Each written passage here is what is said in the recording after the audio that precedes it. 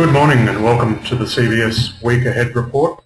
I'm David Combe and it's the 5th of July 2010 and we are after market open here. Had a few technical difficulties which hopefully we've got sorted out now.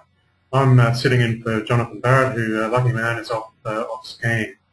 So I'm actually going to keep this one reasonably short today because of some of these problems we've had. So let's get into having a look at our economic calendar for the week ahead, and we can see that first up we had TD Securities inflation numbers coming out, and then later on today we have some Swiss retail sales and Eurozone Purchasing Manager Index data as well.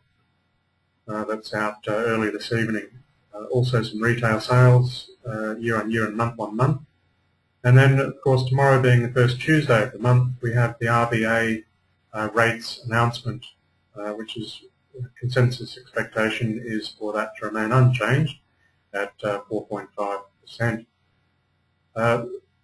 Further into the day, Swiss Consumer Price Index year on year and month on month is due out. Then on Wednesday, again, Eurozone gross domestic product and household consumption numbers due out around 7 p.m. our time. Moving into the latter part of the week, we have UK GDP numbers, and then closer to home we have the employment data and unemployment rate. Now, that data is expected to come in at around 15,000 new jobs. Last month it was around 27,000 new jobs being created. Unemployment rate at 5.2% is expected to stay much the same. Then into Switzerland we have unemployment data coming out of there as well. German trade balance data, and out of the UK manufacturing production and industrial production. So a reasonably active week. We'll just cover some of the stuff on Friday here.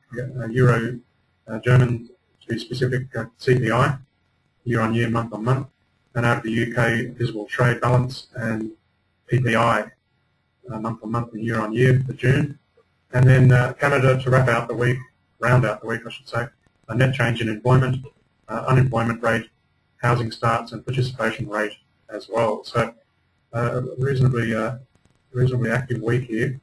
Now we did have the US jobs data for the month of June, non-farms payrolls, that came out on Friday night, and of course those numbers were pretty disappointing.